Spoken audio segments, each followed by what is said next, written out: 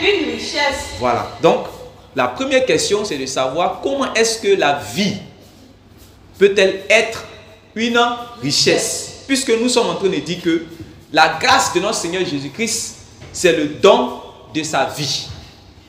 Amen. Amen. La grâce de notre Seigneur Jésus-Christ, c'est le don de sa vie.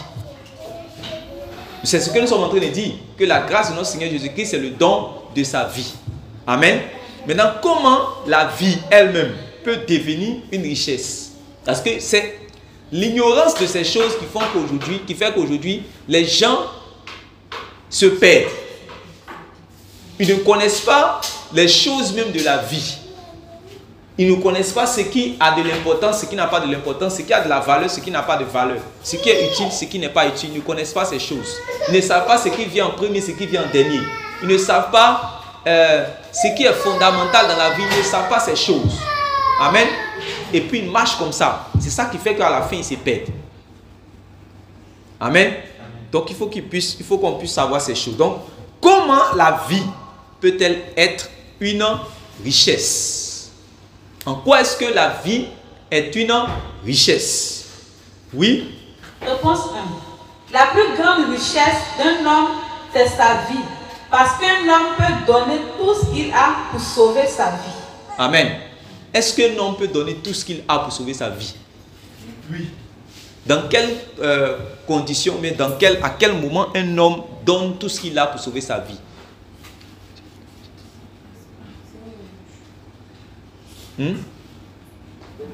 Oui, vas-y. Un exemple. On remarque aussi quand les gens viennent te braquer. Quand les gens viennent te braquer. Ils te demandent de donner tout ce que tu as, sinon ils vont te tuer. Oui. Et l'homme est prêt à tout donner, téléphone, argent, pour avoir la vie sauve. Donc l'homme peut donner tout ce qu'il a pour sauver sa vie. Amen. C'est un bon exemple. Amen. On est tous d'accord. Est-ce que quelqu'un veut dire autre chose encore? Oui. Oui. Ok, vas-y. Je peux aussi donner un autre exemple. Oui. S'il y a des hommes qui ont porté toutes les richesses dans un bateau et que le bateau devient lourd, tout ce qu'ils ont, ils vont jeter ça à l'eau pour sauver leur vie. Tout ce qu'ils ont de richesses dans ce bateau, l'or, l'argent, la nourriture, ils sont capables de jeter pour pouvoir sauver leur vie. Amen. Amen. C'est un très bon exemple aussi. Amen. Oui, quelqu'un veut donner encore un autre exemple? Des gens réellement qui essaient réellement de sauver leur vie.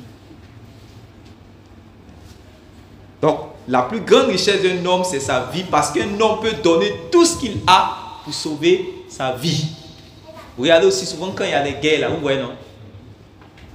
Quand il y a des guerres, j'ai vu en 1994, quand il y avait la guerre au Rwanda, les gens demandaient pardon et ils donnaient réellement les biens, tout ce que vous voulez, on va vous donner, laissez-nous, on va vivre. Mais comme réellement c'était une guerre civile, une guerre vraiment meurtrière, une guerre vraiment assez barbare, donc les gens réellement, ils n'ont pas accepté même, c'est-à-dire ils ont fini de prendre les biens là, puis ils ont tué les gens. Mais les gens étaient prêts même à donner tout ce qu'ils avaient, c'est-à-dire qu'il faut prendre tout, pardon, il faut me laisser vivre, mais il faut laisser vivre mon enfant. Donc un homme réellement est prêt à donner tout ce qu'il a pour sauver sa vie. Est-ce qu'on est d'accord? Faites pour que les autres réellement puissent suivre. Ça doit être rapide. Ça doit être rapide.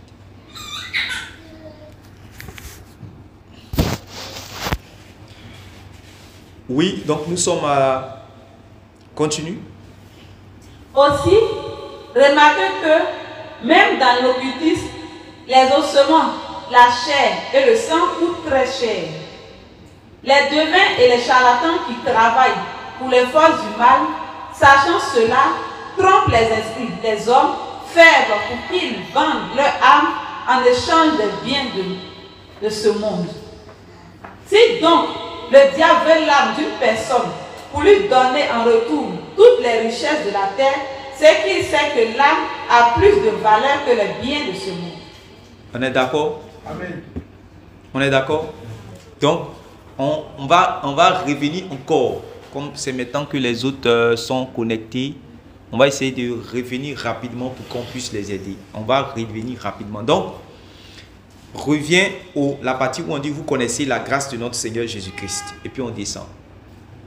Vous connaissez la grâce de notre Seigneur Jésus-Christ. Oui. Cette grâce, c'est le don du ciel que Dieu a donné aux hommes, les pécheurs, destinés à la colère, parce que étant morts à cause des péchés commis, pour qu'ils parvinssent à la vie. Jean 3, 16. Car Dieu a tant aimé le monde, les hommes, qu'il a donné son Fils Jésus-Christ, afin que quiconque croit en lui, celui qu'on appelle chrétien, ne périsse point, mais ait la vie. Amen. Donc, nous avons compris qu'en réalité, Christ, la grâce de notre Seigneur Jésus-Christ, c'est en réalité le don de sa vie. Amen.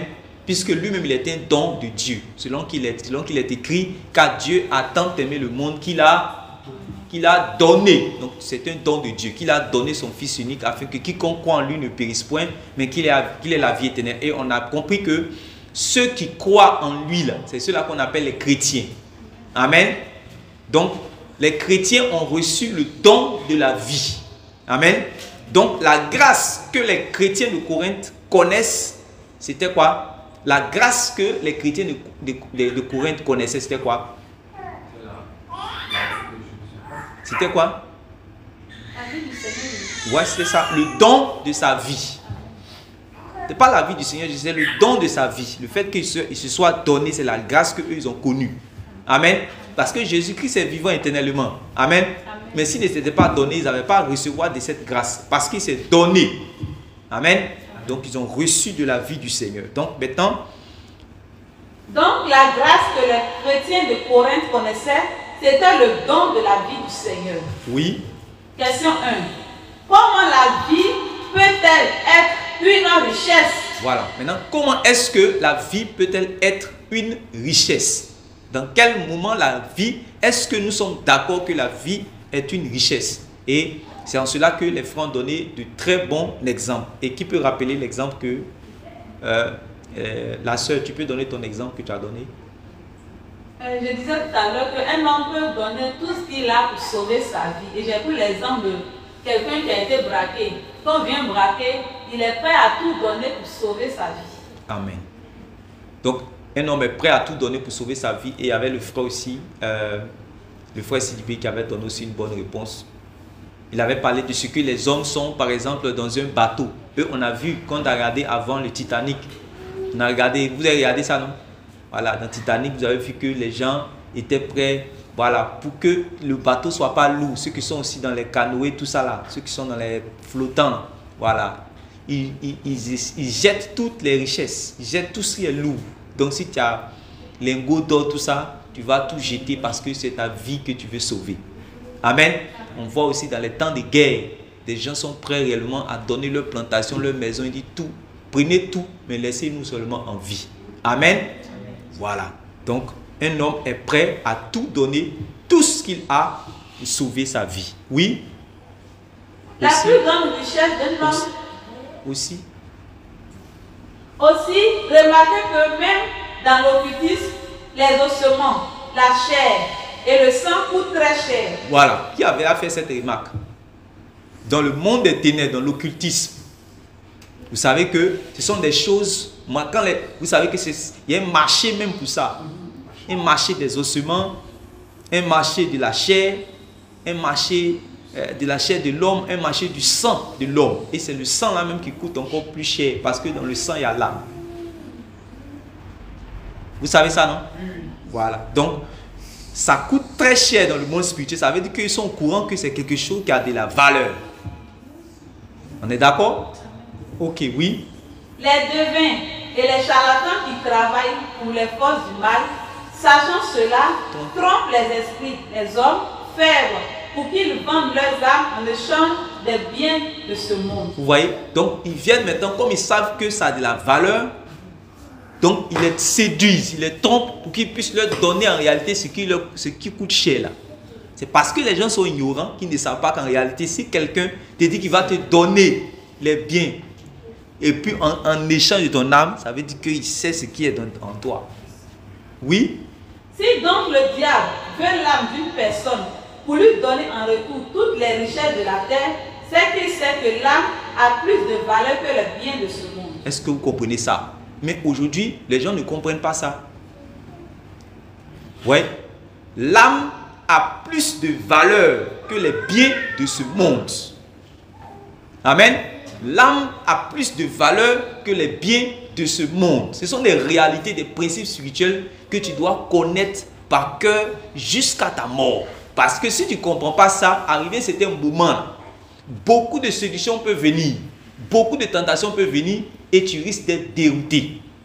Parce que tu ne sais pas, comme j'ai dit, les choses qui viennent avant, des choses qui viennent en première place, des choses qui sont les plus importantes et les choses qui sont les choses secondaires. Il y a des choses on ne doit pas jouer avec. Je prends un exemple. Au temps de Jézabel et puis Akab, il y avait un Israélite qui avait un héritage qui était réellement le champ, la plantation qu'il avait. N'est-ce pas? C'était l'héritage qu'il avait reçu de son père. On lui a demandé de vendre ça. Le roi voulait acheter cela. Qu'est-ce qu'il a dit? Parce que celui, c'est un principe qu'il ne peut pas vendre l'héritage qu'on lui a donné. Son héritage de son père, il ne peut pas vendre. Donc ça a de la valeur pour lui, même s'il faut mourir. Mais aujourd'hui, l'enseignement que le Seigneur nous donne, il y a plusieurs types de richesses. Mais dans la catégorie des richesses là que l'homme a, ce qui vient réellement en premier plan, en premier point, ce qui vient réellement en premier, c'est ton âme. Parce que ça a de la valeur plus que tout ce que tu possèdes. Est-ce qu'on est d'accord sur ce principe? Ok. Allons-y. L'accusateur a dit ceci à Dieu au jour de l'épreuve de Job.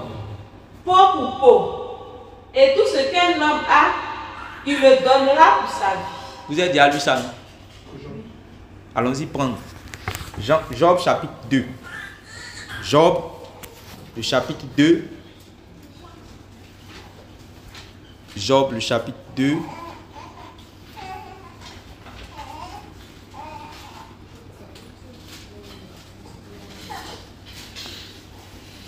Avant que nous lisions le chapitre 2, allons-y un peu derrière au chapitre 1.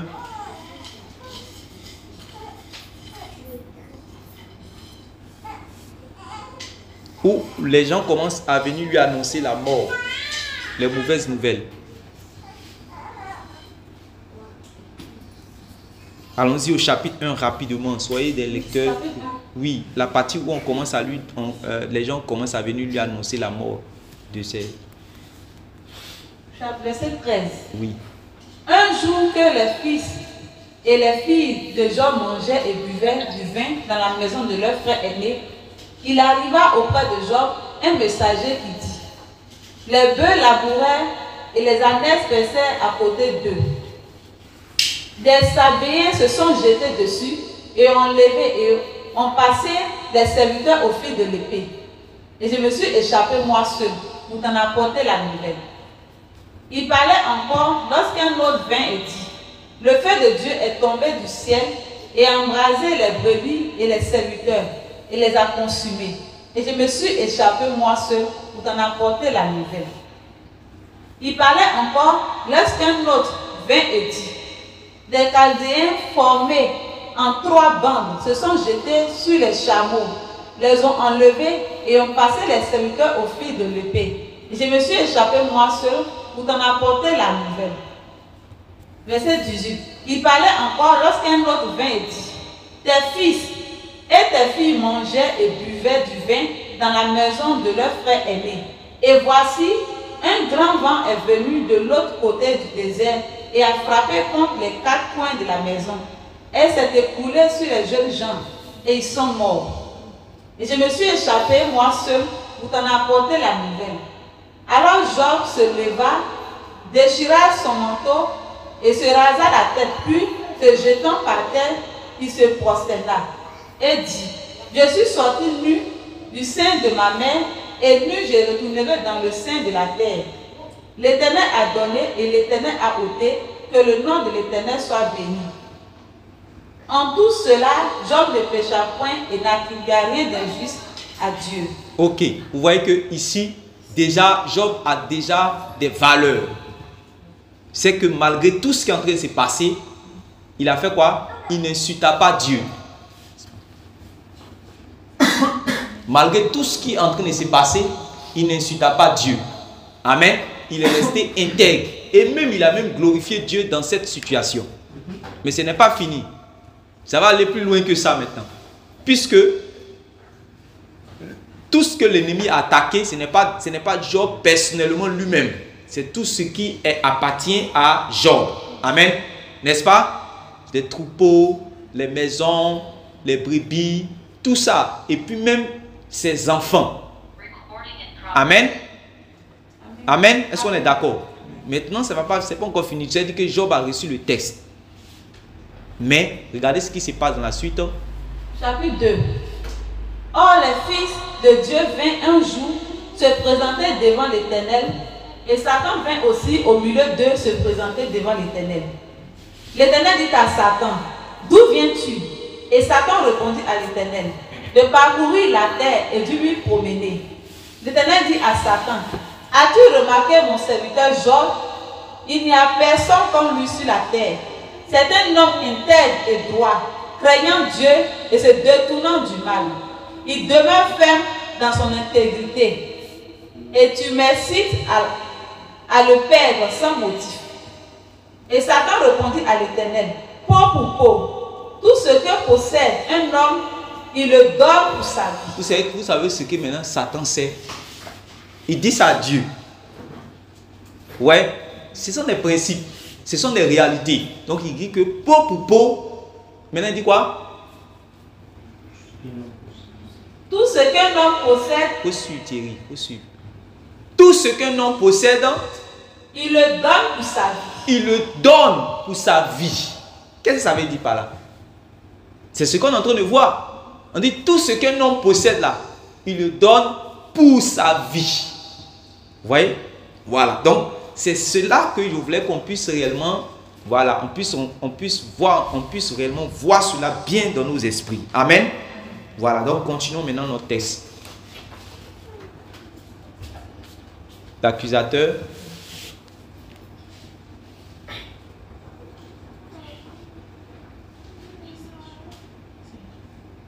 L'accusateur a dit ceci à Dieu. L'accusateur a dit ceci à Dieu au jour de l'épreuve de Job. Peau pour peau. Et tout ce qu'un homme a, il le donne pour sa vie. Aujourd'hui encore, si l'on demande au plus riche de la terre de nous dire entre lui-même, sa vie et tous ses biens, qu'est-ce qu'il a de plus d'importance? Il répondra comme tous les mortels, c'est ma vie. Est-ce que c'est vrai? Si aujourd'hui, qui connaît un riche de ce monde? Qui peut donner un homme qu'on connaît qui est riche, que ce soit en Afrique et puis, je ne sais pas, dans le monde entier. Un homme que vous connaissez qui est riche, oui. Elon Musk. Qui? Elon Musk. Elon Musk, oui. Bill Gates, en Afrique ici, il y a les Dangote, tout ça. Avec tous ceux qui sont riches en fait ici. Voilà. Si on leur pose la question, oui, si on leur pose quelle question? Entre leur vie et tout ce qu'ils ont, il répondra comme tous les mortels, c'est ma vie. Voilà. C'est-à-dire que si on lui pose la question entre tes richesses et toi-même, ta vie là, qu'est-ce qui vient en premier? Qu'est-ce qui est plus cher? Qu'est-ce qui te coûte le plus cher? Il va savoir que si lui-même n'existe pas, c'est lui-même qui a été le créateur, c'est lui-même qui a travaillé pour qu'il puisse avoir ses biens. Amen. Amen. Donc c'est lui-même sa vie qui est plus importante que ses biens. Ça c'est une réalité pour tous les modèles. Amen. Même si souvent la séduction veut les faire croire le contraire. Sinon c'est une réalité dans le fond intérieur de l'homme. On est d'accord? Continuons. Donc ils vont répondre que c'est ma vie. C'est ma vie qui vient en premier d'abord. Ma vie est plus importante que mes biens. Oui, allons-y. Dans la loi de Moïse, que dis-je dans le monde spirituel? Si la paix et le pardon s'obtiennent avec du sang, le rachat d'une âme se fait avec une âme.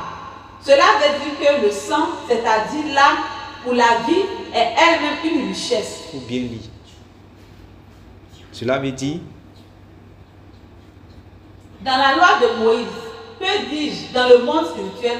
Si la paix et le pardon s'obtiennent avec du sang, le rachat d'une âme se fait avec une âme. Cela veut dire que le sang, c'est-à-dire l'âme ou la vie, est elle-même une richesse. est-ce qu'on est d'accord? Pourquoi Dieu avait besoin du sang pour qu'une personne soit rachetée? Est-ce que quelqu'un qui a fini, c'est-à-dire quand quelqu'un a commis une faute, pour qu'il soit pardonné, pour qu'il puisse avoir la paix avec Dieu dans la loi de Moïse, il devait réellement aller chercher la paix et le pardon chez Dieu là-bas. Mais comment est-ce qu'il avait ce pardon? Comment est-ce qu'il obtenait ce pardon et puis cette paix avec Dieu? Lorsque le sang d'un autre verse. Mais comme on ne peut pas verser le sang d'un homme comme ça qui n'a rien fait, donc on prenait quoi? Le sang, mais d'un animal innocent, qui était une préfiguration de l'innocent qui est Jésus qui allait venir. Amen. Donc il faut que forcément le sang soit versé. Ça ne pourrait pas rester comme ça. Dieu ne pourrait pas dire que je pardonne ou bien comme ça dans la bouche. Il faut que l'acte soit posé. Parce que dans l'esprit, dans le monde spirituel, c'est pour ça qu'il a dit dans la loi de Moïse, que dis-je? Dans le monde spirituel, parce que ce que vous avez vu dans la loi de Moïse, c'était des réalités spirituelles. Regardez. Puisqu'il a dit dans le monde spirituel, je vais vous expliquer une histoire. Un jour, les enfants d'Israël sont allés faire un combat contre réellement les ennemis d'Israël. Et ce jour-là, ils ont eu la bataille. Ils ont gagné en fait la bataille. Ils ont commencé à vaincre leurs ennemis. Et le roi du camp adverse là, d'Israël, c'est-à-dire que le camp adverse, les ennemis d'Israël, leur roi là, il a emmené des gens. Les enfants d'Israël les ont vaincus encore. Donc il lui restait maintenant, c'est-à-dire que sa garde rapprochée. Les gens qui étaient proches même de lui. Et arrivé à un certain moment, quand ça a commencé à chauffer, ils ont tué tous ceux qui étaient proches de lui là. Et là, il était maintenant avec son fils unique. Vous savez ce qu'il a fait? Vous savez ce qu'il a fait? Il a pris son fils. Il a gorgé son fils, il l'a versé sur le mur, devant tout Israël. Quand ils ont vu ça, qu'est-ce qui s'est passé? Ça les a indignés et puis ça les a fait bizarre. C'était quelque chose de spirituel. Nous, on a vu ça comme ça. Mais il faut être poussé dans l'esprit pour comprendre ces choses. Regardez encore. Demandez-vous pourquoi les gens sacrifiaient les enfants à Moloch. Qu'est-ce que Moloch a à voir à prendre? C'est-à-dire que pourquoi il veut prendre les enfants qu'on va sacrifier, on va mettre dans le bœuf. Et les gens sacrifiaient beaucoup. C'est-à-dire que dans le bœuf qu'on prend là, je vous ai déjà expliqué ça une fois. C'est un bœuf en acier. C'est comme le fer. Mais on va sculpter ça. On va faire tailler. Comment on appelle ça? On va faire fondre. Voilà. Pour que ça donne comme un veau. Voilà. Et puis on fait au four, c'est comme un four. Et puis on met le bébé dedans, on le sacrifie. Souvent ça poussait des cris. C'est-à-dire que quand ça fait, ça pousse, comme si ça pousse des cris du bœuf. Quand le bébé crie là, quand ça sort les cris du bœuf. Donc ce jeu, c'est la divinité qui accepte en fait le sacrifice comme ça. Vous voyez comment c'est horrible? Donc on voyait que Dieu emmenait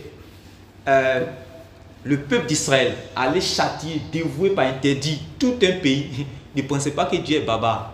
En fait, il veut exercer son jugement sur ces genres d'actions qui se passent. Donc, l'instrument qu'il va utiliser pour aller exercer son jugement, c'était les enfants d'Israël. Est-ce que vous comprenez maintenant? Donc, il y avait des actes abominables qui se passaient. Parce que les divinités là aussi demandaient du sang. Et regardez le sang des bébés, dans le sang innocent. Et ça continue ou ça ne continue pas? Quand vous avez regardé les films nigérians, on dit un riche billionnaire. Vous n'avez pas vu qu'on a pris un bébé, ils l'ont pilé. Qu'est-ce qu'ils font avec le sang? C'est quelque chose qui a de la valeur. Amen. C'est pour cela que dans tout endroit, dans tout pays où le sang innocent verse, ça met directement, automatiquement, ça attire la colère de Dieu. Parce que les esprits impurs sont excités. Voilà, ils ont plus de pouvoir quand il y a ces genres de choses qui se passent. Ils peuvent savoir que même quand les forces commencent à partir, quand ça commence à chauffer sur eux, ils font encore plus de sacrifices. Parce que dans le monde spirituel, c'est le sang. Amen. C'est le sang. Allons-y. Là où la vie est elle-même une richesse. Tu entends? Et est surtout la richesse la plus importante. Tu lis où? C'est la suite. Reprends, quand c'est comme ça, on va suivre. Dans la loi de Moïse, que dis-je dans le monde spirituel? Si la paix et le pardon s'obtiennent avec du sang, le rachat d'une âme se fait avec une âme. Donc vous avez compris pourquoi je n'ai pas dit, je ne suis pas resté seulement dans la loi de Moïse. Parce que la loi de Moïse, c'était, puisque le Père des esprits c'est Dieu. S'il demande à Moïse de faire une chose, c'est parce que c'est une réalité spirituelle. Les démons me connaissent ça. Amen. Voilà. Allons-y. Cela veut dire que le sang, c'est-à-dire l'âme ou la vie, est elle-même une richesse. Et est surtout la richesse la plus importante. Donc, non seulement l'âme est une richesse, mais c'est la richesse la plus importante dans le monde invisible. On est d'accord? En fait, les gens ne vont pas comprendre pourquoi on dit que pour la justification des hommes, il fallait que réellement un homme vienne. Ça, ils ne vont pas comprendre tant qu'ils n'ont pas compris ces réalités spirituelles. Est-ce que vous me suivez? Quand on vous dit que dans la loi, tout est sanctifié, purifié par quoi? Par? C'est ça. On a dit quoi? Par le sang. Par le sang. Dans l'hébreu, on dit le sang. Dans la loi là, pour purifier, c'était le sang. C'est pas ce qu'on a dit dans l'hébreu, voilà. Maintenant, ce n'est qu'on a dit quand on dit dans la loi là, ne pensez pas que ça veut dire dans la loi seulement. Est-ce que vous me suivez maintenant? La loi, c'était une réalité c'était une représentation du moins des réalités spirituelles. Parce que si ces actions-là faisaient agir, si ces actions-là faisaient intervenir la divinité, ça veut dire que c'est quelque chose qui est important dans le monde spirituel. Est-ce que vous me suivez maintenant? Voilà. Donc allons-y. C'est pourquoi le Seigneur a enseigné ce profond principe à ses disciples, que la vie bien spirituelle est plus que la nourriture bien passagère. Est-ce que vous comprenez? Le Seigneur a enseigné ce principe qu'on est en train de voir à ses disciples.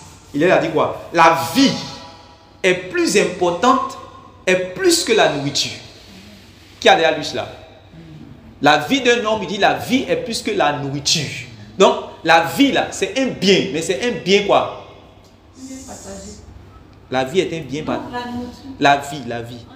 C'est un bien spirituel. C'est un bien spirituel, un bien immatériel. Amen. Mais Jésus dit que ce bien qu'on ne voit pas là est plus que la nourriture. La nourriture, c'est quel genre de bien? Bien passager. C'est un bien passager. Ouais. Donc le Seigneur il a enseigné ce principe-là encore à ses disciples. Mais est-ce qu'aujourd'hui nous connaissons ces réalités? Amen. Il faut bien comprendre ces réalités-là. Quand tu as compris ces réalités-là, tu vas avoir des valeurs solides en Jésus. Oui? Marc 8, 36 à 37. Donc dans Marc 8, 36 à 37, qu'est-ce qu'il dit?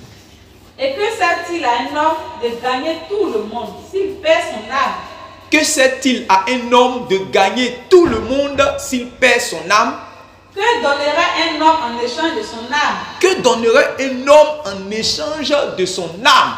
Si vous voulez bien comprendre ce que le Seigneur est en train de dire ça, allez-y, faites une étude, lisez le psaume 49, vous allez voir. Et puis Luc chapitre 12. Vous lisez Luc chapitre 12 et puis le psaume chapitre 49, vous faites une étude, vous allez voir ce que Dieu dit des gens qui vivent pour chercher réellement les richesses de ce monde et qui ne cherchent pas à être sages aux yeux de Dieu. Qu'est-ce que Dieu appelle homme riche selon lui ses yeux, selon lui sa pensée? Vous allez comprendre. Amen. Amen. Continuons. Question 2. Donc question 2, oui. Comment la vie de Jésus-Christ a-t-elle enrichi les frères corinthiens et tous les hommes qui ont cru en lui? Voilà. Donc, on a compris premièrement quoi? Quelle était la première question qu'on avait posée? C'était quoi?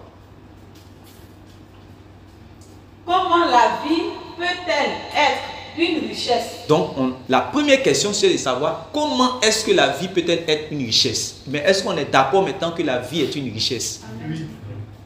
On est d'accord sur ça? Maintenant, on va chercher maintenant à savoir pourquoi maintenant la vie de Jésus et comment la vie de Jésus est devenue une richesse pour les Corinthiens. Parce que si tu ne sais même pas que la vie, bon, on va te dire, Jésus s'est fait pauvre afin que par sa pauvreté, les chrétiens soient enrichis. Et puis tu dis non, que tu réponds que en réalité, Jésus a enrichi les chrétiens les Corinthiens de par sa vie. Un homme qui ne comprend pas tout ce qu'on est en train de voir là, il va voir ce que tu es en train de dire comme comment est-ce que Jésus s'est donné et puis il a enrichi. Je ne sais pas si vous me comprenez. Voilà. Donc c'est pour cela qu'on a détaillé ces choses pour que vous puissiez comprendre. Voilà. Oui. Maintenant la réponse. La réponse. Si nous sommes d'abord d'accord que la vie de l'homme qui est terrestre et mortel est une richesse, à combien plus forte raison la vie du Fils unique du Dieu vivant ne serait-elle pas plus grande richesse? Il faut bien lire. Si nous sommes d'abord d'accord que la vie de l'homme qui est terrestre et mortel est une richesse, à combien plus forte raison la vie du Fils unique du Dieu vivant ne serait-elle pas une plus grande richesse? Voilà. Une plus grande richesse. Si d'abord on est d'accord que réellement la vie d'un homme est elle-même une richesse, à combien plus forte raison la vie du Fils unique du Dieu quoi? C'est-à-dire que lui-même il est vivant. Amen. Donc sa vie là est plus vivante que la vie de tous les hommes. Est-ce que vous suivez maintenant? Voilà. Maintenant on va expliquer quelque chose. Suivez très bien. Mais le péché qui est entré dans l'humanité a introduit la mort et donc a appauvri les hommes de la vie. Est-ce que vous comprenez maintenant? Quand un seul homme a péché, le péché est entré dans l'humanité. Or, la conséquence du péché, c'était quoi? La mort. C'était La mort. selon que Dieu avait dit. Selon que Dieu avait dit à Adam que quoi? Le jour où tu en mangeras, tu mourras. Voilà. Donc, à partir de la transgression de cette loi-là, il y a eu quoi? La mort. Il y a eu la mort qui est entrée dans le monde. Amen. La mort est entrée. La mort est entrée. Donc, quand la mort est entrée, la mort c'est l'absence de quoi? La vie. Donc, à partir de ce moment, l'humanité a été appauvrie de quoi? De la vie. On est d'accord? Voilà. L'humanité est devenue pauvre en ce qui concerne la plus grande richesse qui est la vie. Est-ce que vous comprenez maintenant? Voilà. Allons-y. Aux yeux des hommes, ils peuvent paraître vivants, mais dans le monde spirituel, ils sont morts, quoique vivants, à cause de leurs offenses et de leurs péchés. Répète encore. Aux yeux des hommes, ils peuvent paraître vivants, mais dans le monde spirituel, ils sont morts, quoique vivants, à cause de leurs offenses et de leurs péchés. Voilà. Donc, aux yeux des hommes, ils peuvent paraître vivants, mais dans le monde spirituel, ils sont morts, quoique vivants, à cause de leurs offenses, à cause de leurs péchés. Oui? Laissez les morts enterrer leurs morts, et toi, laisse les morts enterrer leurs morts, et toi, va annoncer la bonne nouvelle du royaume. Oui. C'est ainsi que le Seigneur avait répondu à un homme qui voulait le servir. Dans cette parole, il révélait que les hommes qui n'ont pas la parole du royaume sont morts, même s'ils sont encore en action. Amen. Est-ce que vous comprenez? Oui.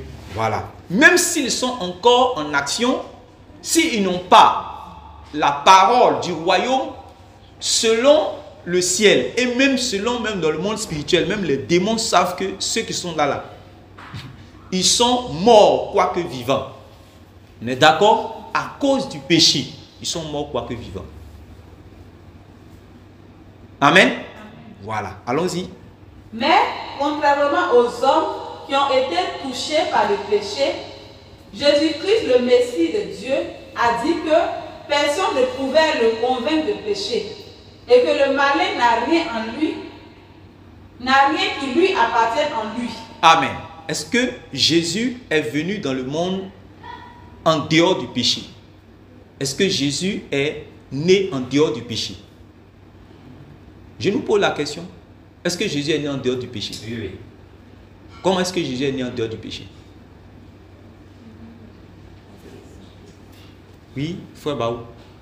Parce qu'il n'est pas né de rapport entre Joseph et Marie, mais il est né du Saint-Esprit. Voilà. Donc, sa conception est une conception miraculeuse qui est extraordinaire. C'est-à-dire qui n'est pas ordinaire, qui n'est pas comme les mortels, les hommes.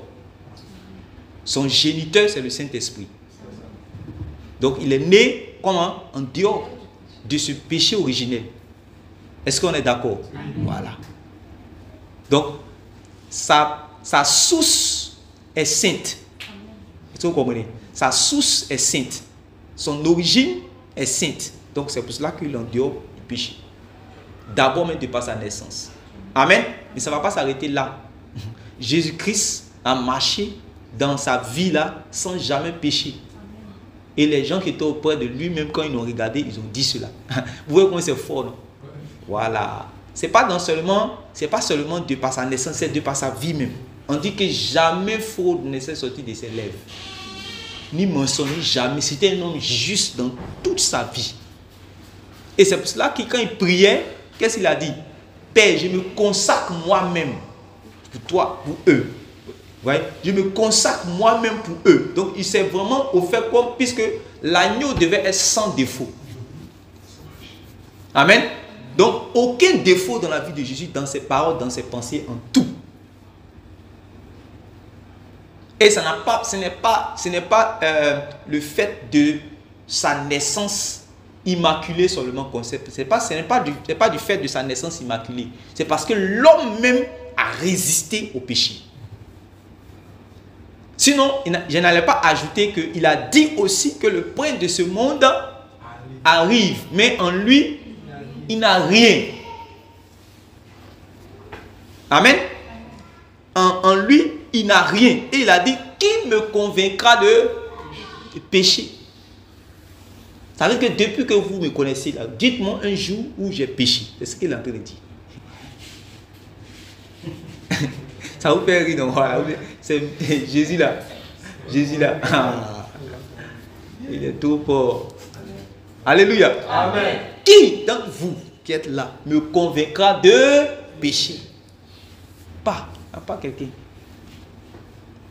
Alléluia. Amen. Voilà. Il n'y a pas. Oui. Donc, contrairement aux hommes, lui, vous voyez, il y a une exception, il y a une différence entre voilà, une différence. Allons-y. C'est pourquoi Jésus de Nazareth était le vrai vivant parmi les morts vivants. Est-ce que vous comprenez? Puisque c'est le péché qui amène la mort. Voilà un homme qui dit lui n'a jamais péché. Donc, tous les hommes, normalement, quand on voit les hommes, du fait que le péché est entré dans l'humanité, quand tu les regardes, tu dois dire que tous sont morts. Amen. Mais il y a un qui dit que parmi tous les hommes qui sont réellement morts à cause du péché, lui dit que lui, il n'y a pas péché en lui. Autrement dit, parmi les morts vivants, lui est le vrai vivant. Répète.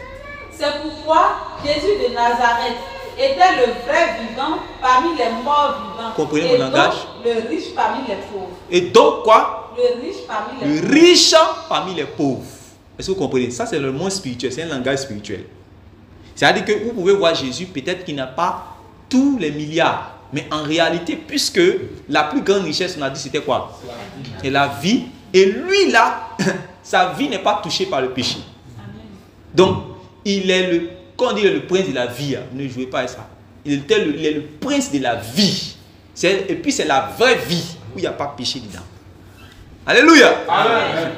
La vraie vie, excepté en dehors du péché. Non seulement de par sa naissance, mais de parce que l'homme s'est consacré sans jamais, malgré la résistance. Parce que quand le diable a regardé tous les hommes, de la même manière qu'il avait vu Job faisait des efforts là. Quand il regarde, dans chaque période, il cherche tous ceux qui vivent comme des justes et puis les attaque. C'est pour ça qu'il est allé, il a vu l'homme juste dans le désert. Il est allé le confronter pour l'emmener à pécher. Mais il a été vaincu copieusement. Amen. Alléluia. Amen. Oui, continuons. Il s'est donc fait pauvre. Bien que le Christ Voilà. ait vécu humblement. Il s'est donc fait pauvre, puisque c'est ce que l'apôtre avait dit. Qu'est-ce qu'il a dit? Il a dit, Christ s'est fait quoi? On dit Christ, de riche qu'il était, c'est pas ça, s'est fait pauvre. Donc, de riche qu'il était, vous comprenez maintenant le langage que ça veut dire, non? Christ, de riche qu'il était. Quand on dit de riche qu'il était, ça ne veut pas dire qu'il a pris les trésors qui étaient dans le ciel et qu'il est venu vivre sur la terre comme un homme richard, un homme qui est un richard. Non, pas sans dire du riche qu'il était.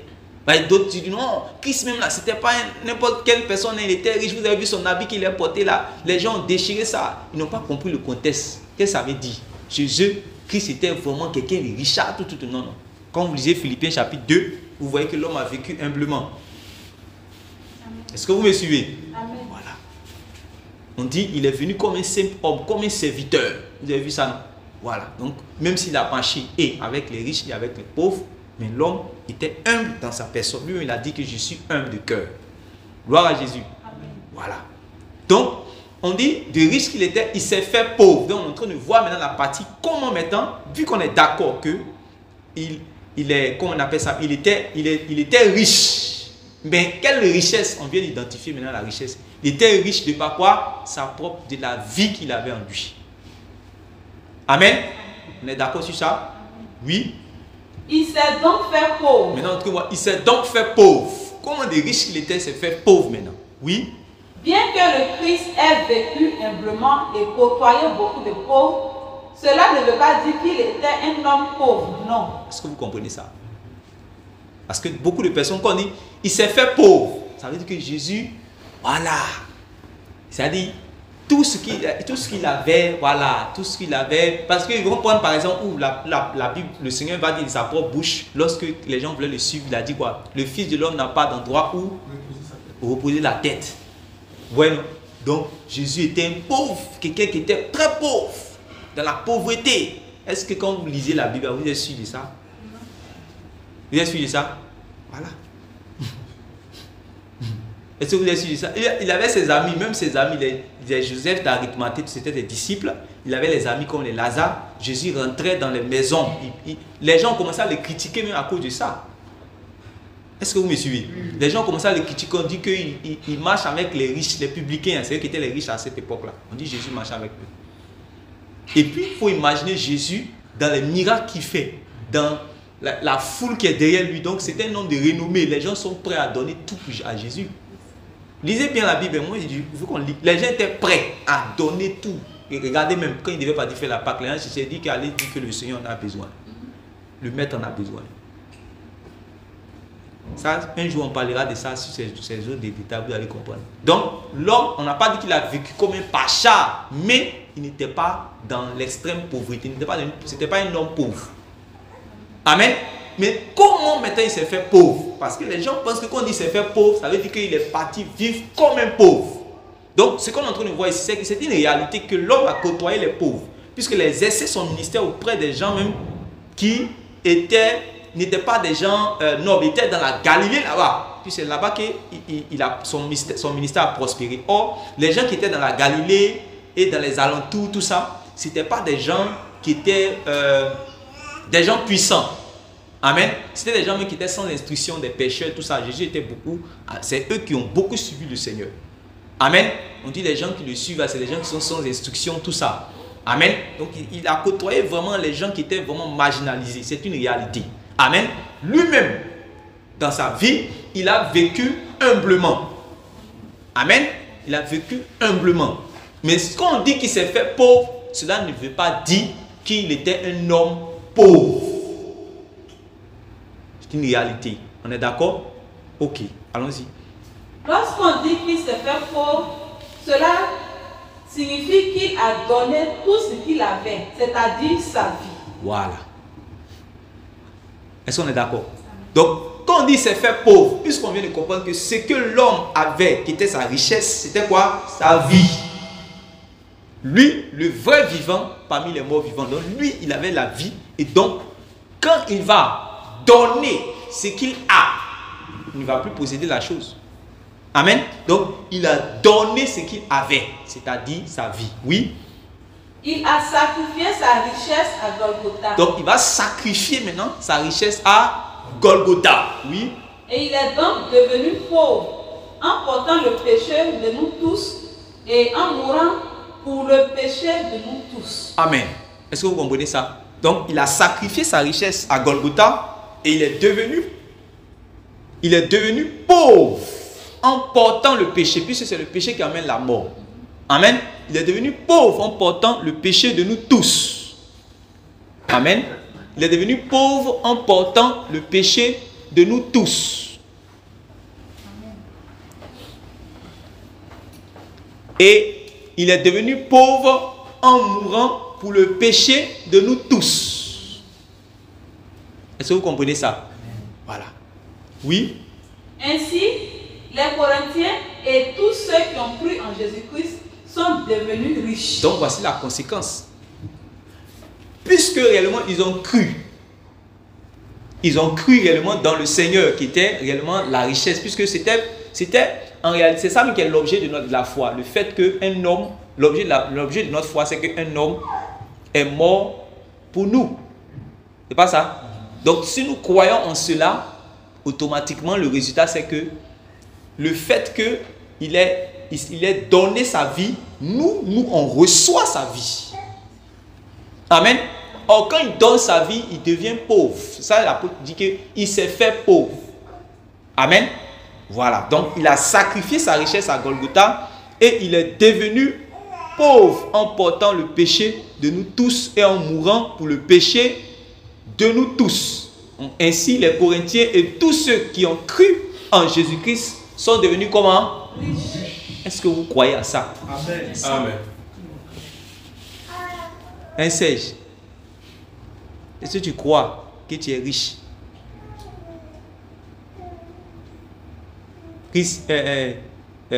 Christian, est-ce que tu crois que tu es riche?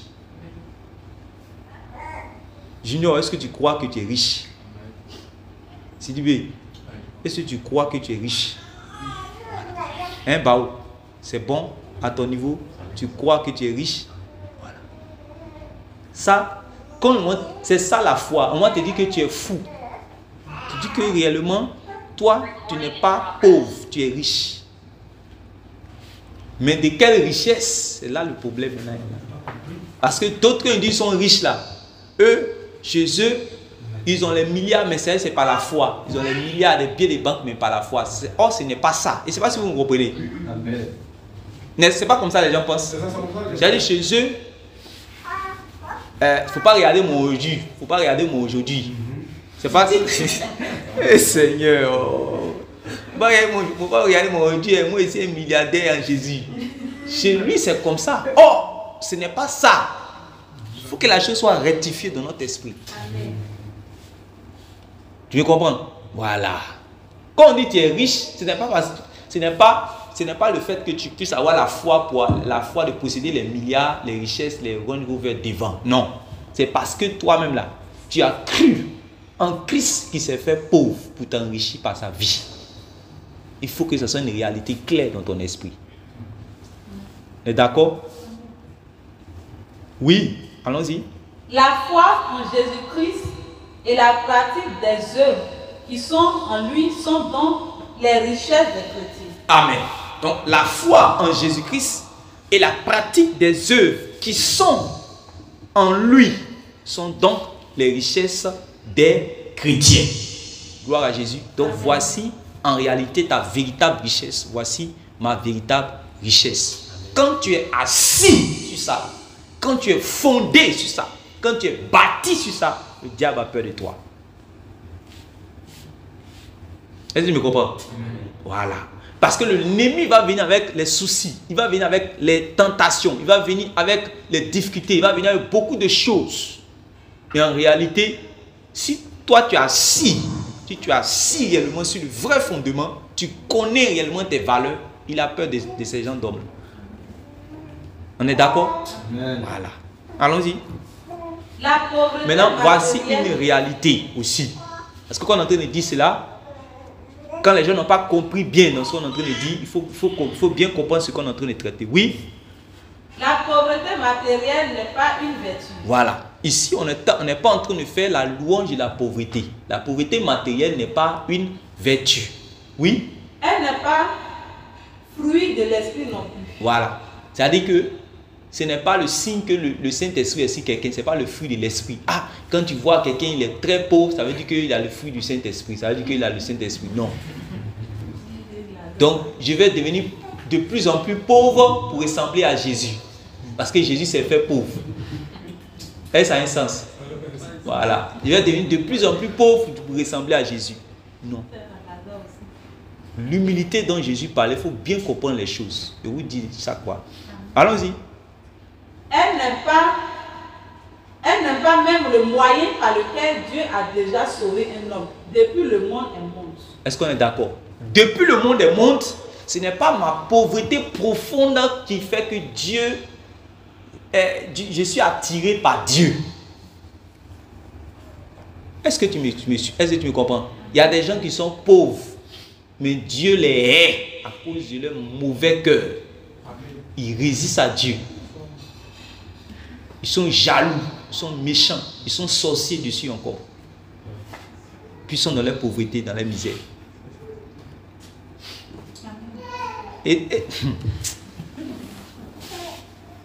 La pauvreté n'est pas le moyen par lequel Dieu a déjà sauvé un homme depuis le monde des mondes. Parce que, même quand vous lisez l'histoire de Lazare, le pauvre, ne pensez pas que c'est sa pauvreté-là qui a fait qu'il est allé au ciel. Attention. Qui a déjà cru ça? Ne croyez pas ça. Hein? Tu as déjà cru ça? Ce n'est pas sa pauvreté. Puisque ce n'est pas la pauvreté qui donne accès au ciel. Ce n'est pas la pauvreté qui... On dit, c'est celui qui a la foi qui est agréable à Dieu. Amen. Celui qui a la foi, qui pratique, qui marche dans les voies de Dieu, là, c'est lui-là qui est agréable à Dieu. Voilà. Ce n'est pas quand je vais vivre pauvrement. C'est pour ça que les gens, regardez dans les religions. Regardez, il y a certaines religions où les gens vont vivre, vont même dans la... Voilà.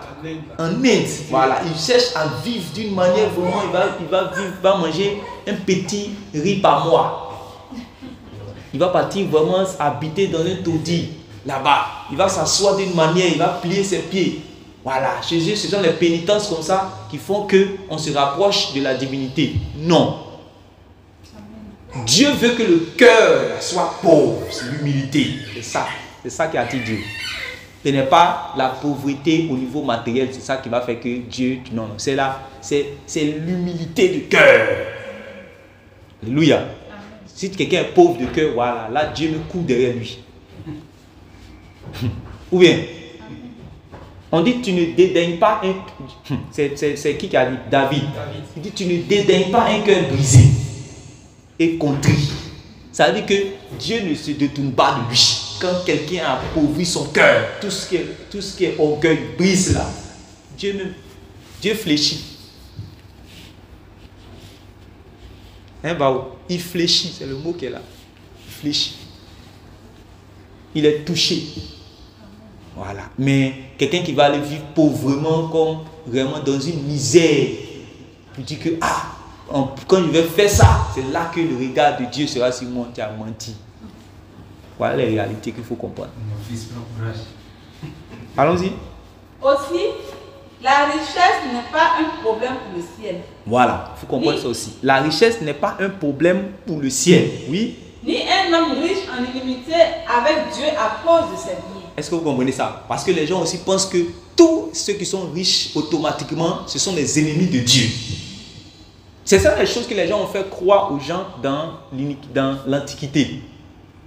Si bien qu'ils sont venus pour dire que, comme le Seigneur est venu dire de nous focaliser sur le royaume, donc devenez pauvres, donc donnez-nous vos biens. Et les gens ont volé les gens comme ça. Et ça continue toujours. Hein. Voilà. Même si le Seigneur veut que réellement on puisse vraiment se défocaliser sur les richesses matérielles d'ici pour réellement s'aimer dans le royaume de Dieu afin d'être riche auprès de Dieu, selon qu'il a dit dans Luc chapitre 12, il n'est pas en train de nous dire que de vivre comme des pauvres. Parce que lui-même, il donne aussi la richesse. Est-ce que vous croyez ça? Amen. Que Dieu même peut élever une personne, que Dieu peut ouvrir des portes des nations à quelqu'un. Dieu peut donner à quelqu'un d'être béni, par exemple, dans ses études, jusqu'à arriver à être peut-être ministre ou bien quoi, même peut-être même président. Voilà. Ou bien à être un député, avoir vraiment des biens. Voilà. Dieu le fait. Amen. Voilà. Nous croyons que Dieu le fait.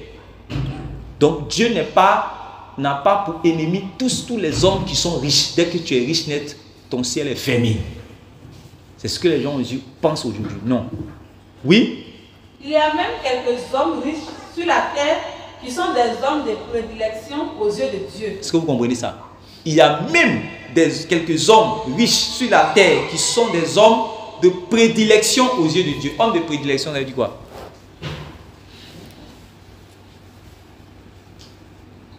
Qui peut dire quelque chose? Homme de prédilection.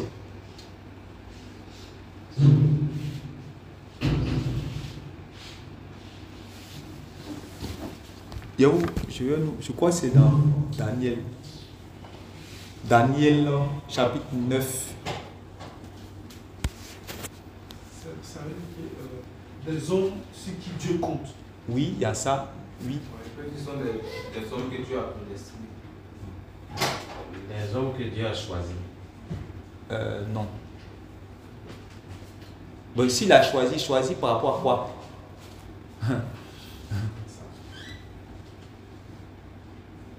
Il a choisi pour être riche. Non. Quand on dit homme de prédilection, ça veut dire que Dieu préfère la personne. Ça veut dire qu'il y a beaucoup, tu vois, mais ils sont beaucoup, non? Parmi tous ceux-là, il y a quelqu'un que Dieu préfère. Mais si Dieu te préfère là, ça veut dire que tu es un bien-aimé à ses yeux. Donc, homme de prédilection, ça veut dire que Dieu préfère la personne. Et c'est ce qu'il a dit de Daniel en son temps. Il dit, toi, tu es un homme de prédilection. C'est-à-dire que tu es un bien-aimé de Dieu, en réalité. C'est-à-dire que tu es précieux à ses yeux. Voilà. Quand on dit homme de prédilection, c'est-à-dire que quelqu'un qui est précieux. Voilà. Il y a de l'importance aux yeux de Dieu. C'est ce qu'il a dit de Daniel. Donc, ce que je suis en train de dire, c'est qu'il y a même quelques hommes sur la terre qui sont des hommes de prédilection aux yeux de Dieu. Vous savez pourquoi? Vous savez pourquoi? Parce que les richesses qu'ils possèdent là, non seulement c'est Dieu qui les a données, ça fait un, de deux, ils prennent leurs richesses pour mettre cela au service de Dieu. Donc eux là, c'est les gars sûrs de Dieu. Eux, ils font avancer les choses de Dieu. Voilà. Quand vous voyez que dans toute une lettre, ce n'est pas l'objet de notre étude, mais quand vous voyez dans toute une lettre, on prend puis on parle à Gaius. Jean parle à Gaius là. Ça veut dire que Gaius est en train de faire les choses, est en train de faire avancer les affaires du royaume. Il faut le prendre aussi au sérieux. Ça a été toujours comme ça. Et ça sera toujours comme ça. Il y a des dispositions qu'on a. C'est-à-dire, Dieu là, Dieu même il va, je ne sais pas comment il a dit ça. Tu deviens chouchou. Tout le monde là. C'est-à-dire que Dieu aime tout le monde. Ça, il n'y a pas de problème. Mais, quand va encore dans la profondeur de la parole, va encore dans la profondeur, tu vas voir qu'il y a des gens, comme on dit dans notre jargon, c'est des chouchous de Dieu. Voilà. C'est comme ça, Daniel était un homme de prédilection. Voilà. Et comme ça aussi, il y a des hommes qui sont riches. Pour dire qu'en réalité, qu'est-ce qu'on est en train de dire aujourd'hui? On est en train de dire que ce n'est pas... Tout homme qui est riche n'est pas un ennemi de Dieu. Voilà ce qu'on est en train de voir. Tout homme qui est riche n'est pas un ennemi de Dieu. Il y a des gens qui ont des biens temporaires, qui sont vraiment des hommes nantis, mais qui sont réellement précieux aux yeux de Dieu. Vous avez vu des femmes qui avaient marié des hommes riches qui étaient auprès du Seigneur. C'était des bien-aimés du Seigneur. Le Seigneur comptait sur elles pour que son ministère puisse avancer. Donc, Dieu va les bénir, ces femmes-là. Dieu les a visitées, hein, puisque c'est elles qui font avancer l'œuvre de Dieu sur la terre. C'est toujours comme ça. Non seulement elles vivent dans la sanctification, mais leur bien met là au service. Donc, ce sont des hommes réellement de prédilection. Ce sont des hommes précieux aux yeux de Dieu. Oui, allons-y. Il y a même quelques hommes riches sur la terre qui sont des hommes de prédilection aux yeux de Dieu, devant des pauvres qui sont ennemis de Dieu à cause de leurs offenses et leur ignorance. Amen. Donc, ils ne sont pas ennemis de Dieu parce qu'ils sont pauvres. Ils sont ennemis de Dieu à cause de ce qui énerve Dieu, ce qui met la colère là, de Dieu là. C'est quoi? Le péché, l'ignorance. Voilà.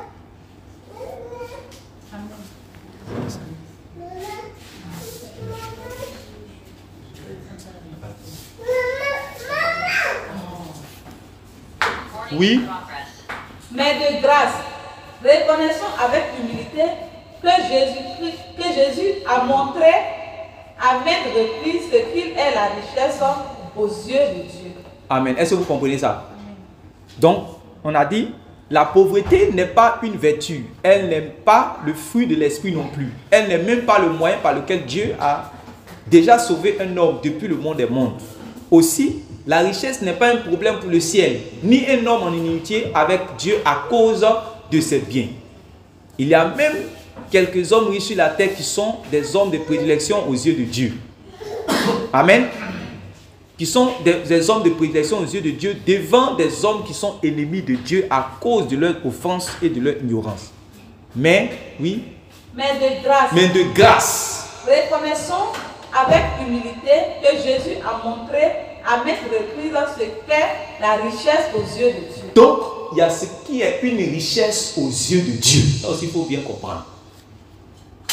Amen. Nous savons que il y a les voies de Dieu ne sont pas les voies des hommes et les pensées de Dieu ne sont pas les pensées des hommes. Amen. Donc Dieu a ses richesses.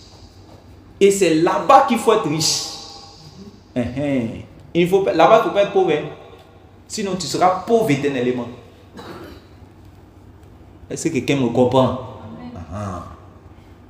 Non, faut pas.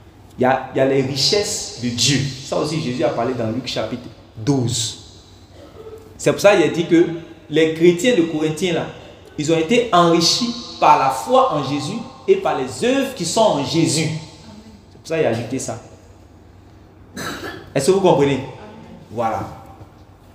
Même si on n'est pas, on ne doit pas faire l'apologie réellement de la richesse, même si la pauvreté n'est pas une vertu, même si il y a des riches qui sont réellement précieux aux yeux de Dieu, il faut reconnaître que il faut mettre les choses à leur place. Il y a richesse et puis il y a richesse. Gloire à Jésus. Amen. Voilà. Allons-y. Dans Apocalypse 2, Jésus a regardé les frères très très pauvres de l'église de Smyrne et leur a dit, vous êtes riches. Voilà. Qui a déjà lu ça? Donc Apocalypse chapitre 2 verset 9. On prend cela. Apocalypse chapitre 2 verset 9. On prend nos Bibles dans Apocalypse chapitre 2 verset 9. C'est Jésus qui parle à partir du verset 8 jusqu'au verset 9. Il parle. Oui. Apocalypse chapitre 2, verset 8. Lis le verset 9 directement. Verset 9. Oui. Je connais ta tribulation et ta pauvreté. Donc il dit à l'un des Smyrne. Donc il parle en même temps à l'église. Je connais quoi? Ta tribulation et ta pauvreté. Que tes difficultés, ta souffrance. Je connais aussi quoi? Ta pauvreté. Oui. Bien que tu sois riche. Bien que tu sois riche. Vous voyez, non? Donc il voit des hommes qui sont pauvres. Il dit que oui, je reconnais ta pauvreté, bien que tu sois riche. Est-ce qu'ils sont pauvres en même temps riches? Est-ce qu'on peut être pauvre matériellement et en même temps riche matériellement? Non. Non. C'est possible? Non. Voilà. C'est pas possible. C'est comme on fait moins 1, plus 1. Ou bien quoi là? Je ne sais pas comment. Ça a donné 0 en tout cas. Voilà. Amen. Voilà. On peut pas être en même temps pauvre matériellement et en même temps riche matériellement. Donc, il est en train de parler maintenant de la richesse qu'on est en train de voir. Il dit, je connais ta pauvreté. Je connais ta difficulté, tes tribulations et je connais ta pauvreté. Maintenant, il dit, pourtant, tu es riche. Voilà. Pourtant, tu es riche. Donc, il voit une autre richesse.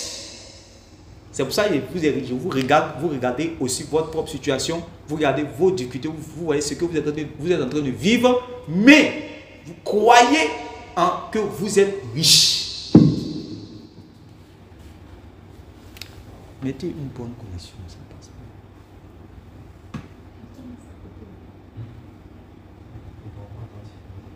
Si.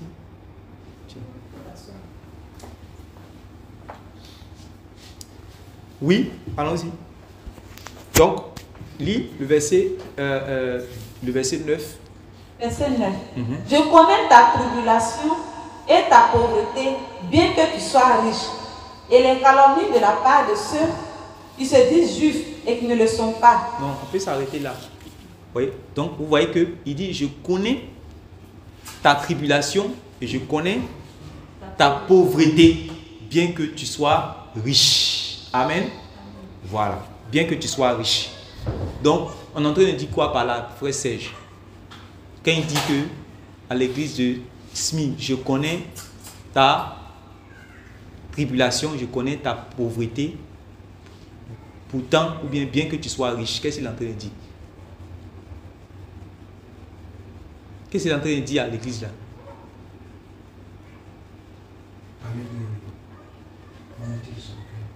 Il est en train de parler quoi? Qu'est-ce qu'elle est en train de parler? Il connaît la pauvreté, il connaît la richesse. Frère Christian, il faut lui expliquer qu'est-ce que Jésus est en train de dire. Je connais ta pauvreté, bien que tu sois riche. Oui. En fait, ça veut dire physiquement ici, quand on vit, ils sont pauvres. Ils n'ont pas de matériel, ils n'ont pas d'argent ni de moyens. Mais spirituellement, ils sont riches. Et Dieu apprécie leur richesse spirituelle. C'est-à-dire spirituellement, ils sont riches, ils sont dans la flamme de l'esprit. Amen. C'est ce que je veux. Amen. C'est clair. C'est ce qu'il a dit à ça. Est-ce que tu comprends? Voilà. Est-ce que vous comprenez bien maintenant? Voilà. Oui, allons-y. Si Jésus dans la chair n'a jamais menti ni flatté aucun homme, comment Jésus-Christ ressuscité et glorifié pourra-t-il mentir et flatter ses bien-aimés? Est-ce que vous comprenez ça? Puisque ici, à qui parlait? Le Seigneur Jésus glorifié. Amen. C'est le Seigneur Jésus glorifié. Ça veut dire que ce qu'il est en train de dire, c'est la vérité. Puisque lui-même dans la chair, là, tout ce qu'il disait, il le disait en vérité, en vérité. N'est-ce pas? Amen. Tout ce qu'il disait, il le disait en vérité, en vérité. Amen. Donc, si Jésus, dans la chair, n'a jamais menti ni flatté aucun homme, comment Jésus-Christ ressuscité et glorifié pourra-t-il mentir et flatter ses bien-aimés? Ça veut dire quoi? Que les chrétiens de Smyrne Jésus n'était pas en train de flatter les chrétiens de Smyrne. Ce qu'il était en train de dire là, dans leur galère, c'était la vérité. Ça veut dire que quand comme le frère Christian a répondu tout à l'heure, il dit que les gens là sont pauvres matériellement. Amen. Dans leurs conditions de vie là, ils sont pauvres. On peut dire qu'ils sont en galère, comme on dit. Mais Jésus les a regardés et Jésus dit que vous êtes riches. Maintenant, ce que Jésus est venu leur dire, ce n'est pas un encouragement. Ce n'est pas seulement un encouragement, c'est une réalité d'abord. L'encouragement allait venir après. Je ne sais pas si vous me comprenez. Mais il a d'abord vu une réalité. Il leur dit que, sachez que dans cette situation que vous êtes en train de souffrir, là, je vous vois, je sais. Mais laissez-moi vous dire que de la manière que vous avez reçu la vie par moi, vous êtes devenus riches. Et de la manière que vous êtes en train de marcher dans l'esprit, vous êtes des hommes riches, bien que ça chauffe sur vous. Est-ce que vous me suivez? Amen. Voilà. Maintenant, quelle richesse? Puisqu'on ne peut pas être en même temps riche matériellement et en même temps pauvre matériellement. Ce n'est pas possible. Soit on est pauvre, soit on est riche, mais soit même on est au milieu. Amen. Mais on ne peut pas être pauvre et en même temps riche. Mais si ceux-là sont pauvres en même temps riches, ça veut dire qu'il y a une richesse, mais qui est une autre richesse. Ça, c'est la richesse selon Dieu. Et la pauvreté qu'ils sont en train de vivre là, ça, c'est la pauvreté matérielle. Est-ce que vous comprenez maintenant? Oui, donc on continue.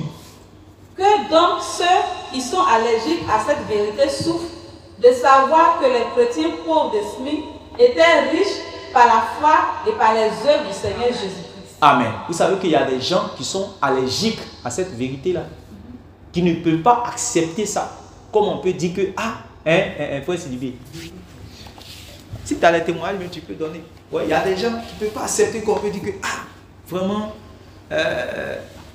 la véritable richesse, c'est Jésus. Quand tu lui dis ça, mais il est derrière les vies. Comment tu peux dire que la véritable richesse, c'est Jésus, pendant que les païens sont en train de ramasser toutes les richesses, les trucs ici, là. Voilà, toi tu as dit que non. Tu ne sais pas que notre Dieu là, c'est le Dieu de l'or et de l'argent. C'est ça, non? Le quoi de Dieu de l'or et de l'argent. C'est à lui qu'appartient l'or et l'argent. Notre Dieu, c'est à lui qu'appartient l'or et l'argent. Donc comment tu vas venir dire que non? Un chrétien qui est dans une vie modeste, il est riche auprès de Dieu. Un chrétien peut avoir une vie modeste et peut être auprès de Dieu l'homme le plus riche. Et c'est en réalité, mais les gens comme ça là même là, qui sont les hommes les plus riches, parce qu'ils mettent tout leur bien, ils mettent toutes leurs capacités, tout cela, ils travaillent pour Dieu. Donc ils sont riches en ce qui concerne les choses du ciel. Puisque dit, amassez-vous quoi? Des trésors. Où ça? Auprès de Dieu. Auprès. Les richesses auprès de Dieu. Est-ce que vous comprenez ça? Maintenant, comment est-ce que tu lances ces richesses-là? Qui a déjà lancé ces richesses pour partir jusqu'au 3e ciel? Qui a lancé les briques, lancé les ciments, lancé les trucs là-bas, c'est déjà parti. Ça ne peut jamais pas. Toi-même, ça va tomber sur toi. Mais il y a une manière de transférer sur ton compte là-bas. Amen. Alléluia. Amen. Une manière de transférer tes richesses, de convertir tes richesses temporelles en richesses éternelles. Et c'est ça, les chrétiens de Smyrne, ils étaient zélés là-dedans. Amen. Donc, leur bonne œuvre, leur foi en Jésus-Christ et leur bonne œuvre en Jésus-Christ, c'est ça qui a fait qu'ils ont été riches auprès de Dieu. Donc, Jésus voit les richesses au ciel là-bas. Et puis, c'est en fonction de les richesses qui se trouvent au ciel qu'il dit que vous êtes des riches. Si on n'est pas en train de donner des déclarations de foi, comme les gens, des déclarations de foi entre griffes, comme les gens pensent que, quand on dit que je suis riche, c'est parce que demain Jésus va le faire sortir de la galère. Est-ce que ces choses-là sont claires dans vos esprits? Il faut que ça soit clair. Amen. Oui. Jésus-Christ lui-même est-il votre richesse? Donc ça c'est la question qu'on se pose. Est-ce que Jésus-Christ est lui-même ma richesse? Est-ce que Jésus-Christ lui-même est ta richesse ce soir? Est-ce que Jésus-Christ est ta richesse? Parce qu'il faut que lui-même, il faut que Jésus puisse lui-même puisse témoigner que tu es sa richesse. Depuis que tu marches avec le Seigneur, depuis que tu marches, est-ce que Jésus-Christ est ta richesse? C'est ça. Quand pour les choses de Dieu, tu es nonchalant, comme pour les choses de Dieu, tu mets ça derrière et puis tu cours après l'argent, tu montres que Jésus-Christ n'est pas ta richesse. C'est ça aussi, c'est une réalité. Il faut prouver, chacun de nous doit prouver à Jésus que Jésus compte pour lui. Que Jésus est sa richesse. Que Jésus réellement m'a donné la vie. Qui est plus que l'argent. Tu te rappelles, non? Frère Christian, tu te rappelles? Un jour, ce qu'il t'a dit, quand il devait partir faire un gombo, pendant qu'il y avait la parole de la vie. Et quand tu es revenu, je t'ai demandé, qu'est-ce que tu as perdu? Il m'a dit une certaine somme. Puis il dit, qu'est-ce que tu as gagné? Il dit, tu as tout gagné. À voir que ce que tu avais reçu ce jour-là, ça va te bâtir pendant jusqu'en l'éternité. Alors que si c'est 15 000 francs, 3 000 francs, 2 000 francs que tu as eu, que tu as raté, 2 000 francs là, peut-être même tu peux bouffer, c'est fini. Après ça, ça va aller dans le lieu secret. Il faut que chacun reconsidère ses voies. Soyons transformés par le révèlement de l'intelligence. Et c'est ce qu'on est en train de faire. Si tu as compris ces choses, ton intelligence est transformée. Pendant que l'autre est en train de penser que tout son richesse, c'est quoi? C'est, comment on appelle ça? Les biens. Toi, tu connais la richesse selon Dieu. C'est bon? Ok, allons-y. Encore, regardons ce que l'apôtre Paul rappelait aux riches Corinthiens dès le premier chapitre de l'Épître. 1 Corinthiens 1, verset 26. Donc, le même qui a parlé dans 1 Corinthiens, le chapitre 9, c'est ça on fait un livre, non? Le même qui a parlé dans 1 Corinthiens, chapitre 9, il va parler aussi dans 1 Corinthiens, chapitre 1. Oui? Considérez donc, frères et sœurs, la situation dans laquelle Dieu vous a appelé à lui. Donc, on prend le passage. Prenons le passage. 1 Corinthiens, le verset 1 Corinthiens chapitre 1 verset 26. 1 Corinthiens 1 verset 26. Considérez, frères, que parmi vous qui avez été appelés, il y a beaucoup de sages selon la chair, ni beaucoup de puissants, ni beaucoup de nobles. Est-ce que vous comprenez? Donc, puisqu'il avait dit aux Corinthiens que c'est les Corinthiens sont devenus riches à cause de la vie de Jésus, non? C'est pas ça? Mais quand il parlait aux Corinthiens, dans 1 Corinthiens chapitre 1, là, il dit que parmi les Corinthiens, il n'y a pas beaucoup de quoi? Il n'y a pas beaucoup de nobles, il n'y a pas beaucoup de puissants, il n'y a pas beaucoup d'hommes riches.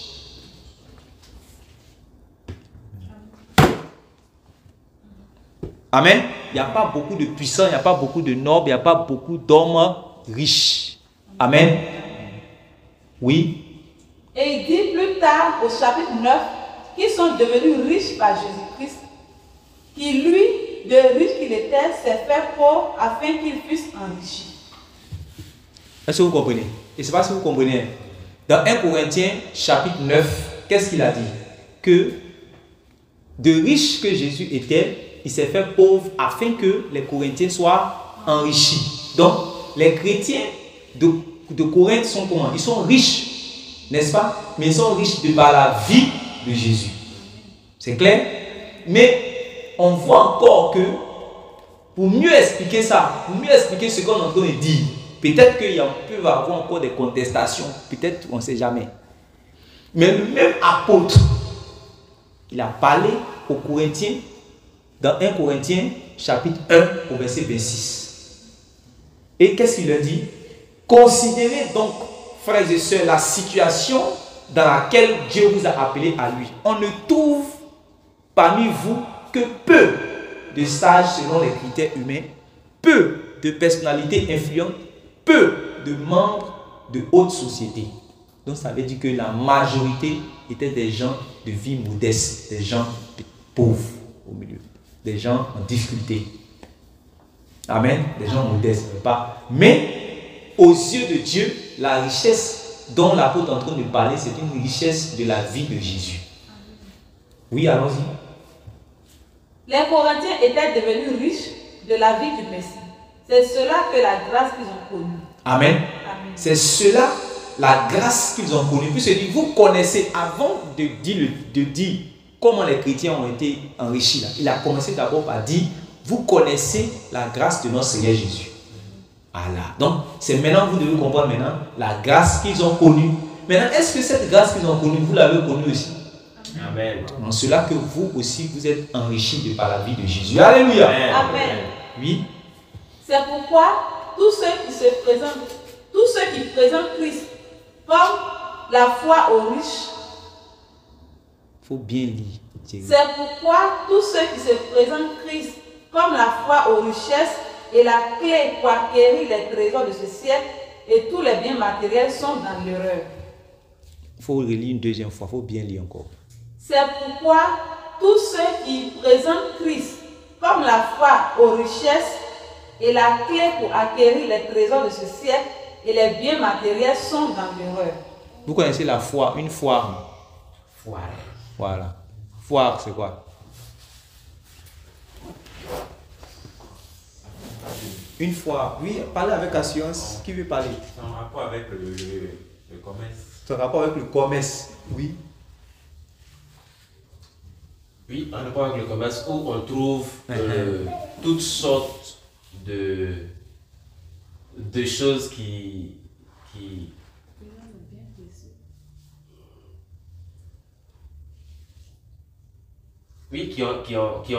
ont trait au bonheur.